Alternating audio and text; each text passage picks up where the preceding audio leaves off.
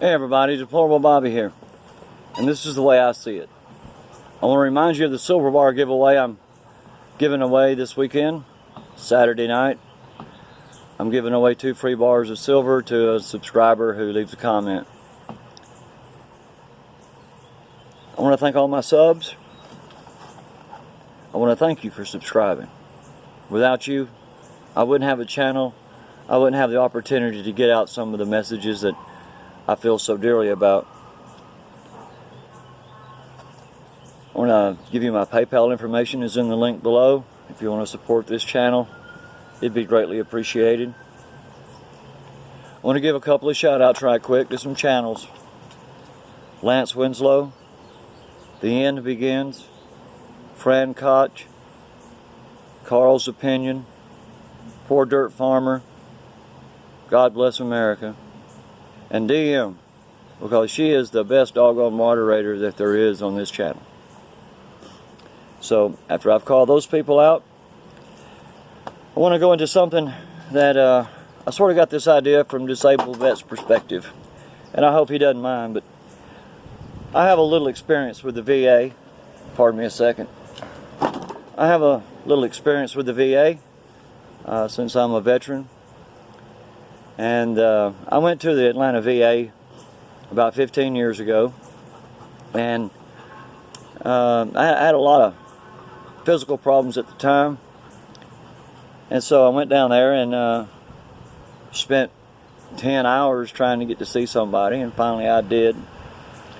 I got the run around, and finally I got back to see a doctor. And I'm going to tell you, people, that was the worst experience in my life for being a patient. I got down there at 7 o'clock in the morning, and I didn't leave there until after 6. And all I wanted was one appointment. People, over time, I kept going to the VA in Atlanta. It's actually in Decatur. Atlanta has so many little sub-cities that it's hard to distinguish Atlanta from the others, but this was called Decatur, the Decatur VA. So I went down there and had that terrible experience, but I had to keep going back. They started making appointments for me, and I would literally spend 8 to 10 hours every time I went to the VA, even for just one appointment. It was a terrible experience. It was terrible. The people were rude. They were uncaring. They had their heads somewhere else. They didn't care one little bit about these veterans that were waiting to be seen. I want to tell you another little story about the Atlanta VA. And that's one reason I was so worried about going there when I needed some help.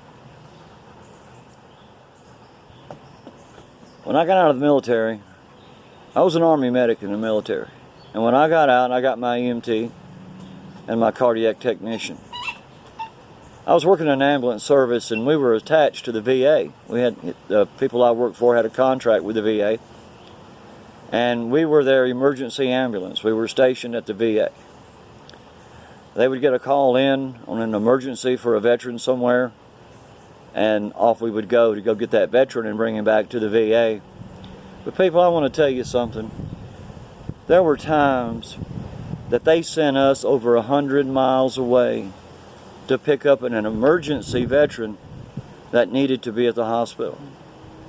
I've had more than one veteran die in my care in the back of an ambulance trying to get them to a VA facility. There was one time I picked up a patient, and it was about 100 miles away from the VA. He was a frail little man. He was a quadriplegic. He was couldn't move from his neck down, and he was injured in the Korean War. He was an old man, frail, but he was still alive. I coded that man on the way back to the VA. And I'm going to tell you, people, it was the worst experience I've ever had in my life. in the back of an ambulance or on the street or anywhere taking care of the injured.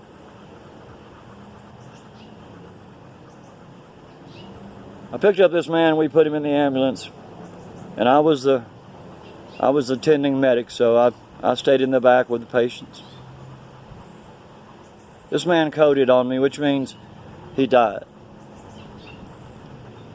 Well, it's my job and it's my responsibility to administer CPR to this man.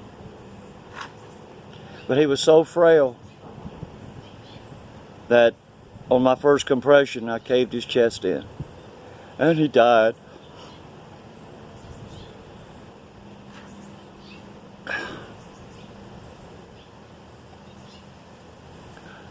It's hard. I didn't mean to tear up people. But had they took this man to a hospital close to where he was at and got him the care he needed, he may not have died, or he may have. But at least I wouldn't have had to be the one to end his life. It broke my heart, and it still does today. But see, it's the VA. They're the ones to blame. Why would they send someone 100 miles to pick up an emergency? It's senseless, it's stupid, it's idiotic. I'm going to tell you another story about the VA in Atlanta. We were attached to the VA, as I said. And if we didn't have any emergencies, which we, thank God, we didn't have them that often, maybe 1 or 2 a week. The rest of the time, my ambulance was dedicated to taking brain-dead veterans from the VA Medical Center in Decatur about 4 miles over to Emory University. We'd pick up these brain-dead veterans off of the 6th floor. And when we got to the ambulance, there were 6 interns, at least, riding in the back with me. This patient was on life support. He had all kinds of monitors, and there was barely room for us just to get in the back of the ambulance with all these interns. But the deal was, we took this brain-dead patient, this brain-dead veteran, over to Emory.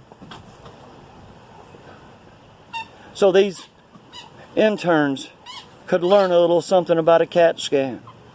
At that time, CAT scans were new. They were brand new. And all these interns were trying to learn a little something about it. But people on the 6th floor of the VA in Decatur, I'm telling you, this is the truth. They had a ward of brain-dead veterans that they kept alive artificially for training aids. These were veterans who had no family. These were veterans who had no will. They were wards of the state and the wards of the VA. And they kept these brain-dead veterans alive for training aids.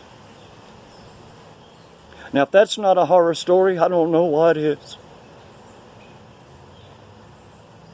These were my brothers.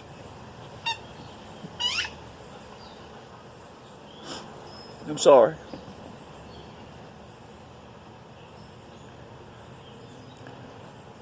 So I quit going to the VA altogether. I said, I'm not going down there.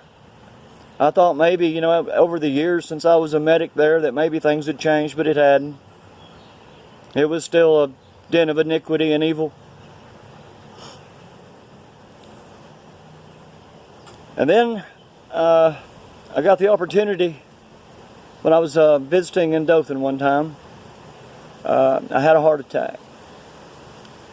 And after the heart attack, they told me to go to the VA, and have to be checked out and everything after I was over the heart attack and released from the regular hospital. But when they sent me to Montgomery didn't have the facilities to do the testing and stuff I needed for my heart. So they sent me to Birmingham, because that's where I had to go for almost all of my tests. So I just decided, Why not just transfer to Birmingham?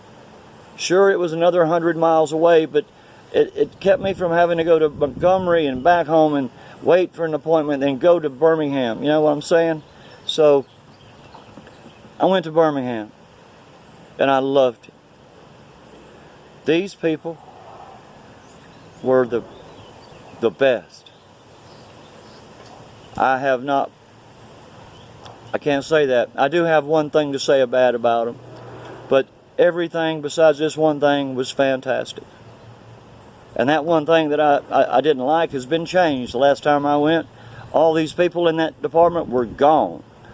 They were absolutely gone. And it was all new people in there, and they were nice and kind, and we talked and laughed and had a good time while we were in there. I mean, they were personable. They cared about you. But in the laboratory at the VA in Birmingham before that, they were rude and mean and crude, just like the people in Atlanta. But thanks to Trump, he cleaned house in all the VAs here in the South. I don't know what's happened in Atlanta because I'm not going back there. I drive from Northwest Georgia to Birmingham every time I have a VA appointment, and it's 150 miles. But I drive it because, and I don't get travel pay because there's a VA closer. But I choose to go to that VA. I spent 8 days in intensive care in Birmingham. My blood pressure had dropped so low they thought I was going to die, and they couldn't get it back up. And I stayed there 8 days, and I want you to know they took the best care of me that anybody could have. My mother, bless her heart, she's 87 now, and back then I guess she was in her 70s. And she wouldn't leave the hospital. She wouldn't come back to Georgia. She wanted to stay there. And the VA put her up so she could be close to me. People, I don't have nothing bad to say about the Birmingham VA. I think they're ranked 3rd in the nation. I don't mind going there one bit. But people, there are VAs out there, and hopefully Trump's going to clean them out, that are killing our veterans. And if they're not killing them outright in the VA, they're killing them outright by not giving them the services they need. Disabled Vets Perspective. Alex, I appreciate you talking about the VA. You got me to thinking. People, I'm sorry I'm so emotional. But as an Army veteran and a patriot, it breaks my heart. Because there are those veterans, some of them, that don't have a voice and they just get treated any dang way they want to treat them. Our brothers and sisters are dying from lack of treatment from the VA. I wish all the VAs would take a look at Birmingham. Because like I said, I have nothing bad to say about Birmingham. People, I'm Deplorable Bobby, and this is the way I see it. Pray for our veterans. And I'll talk to you later.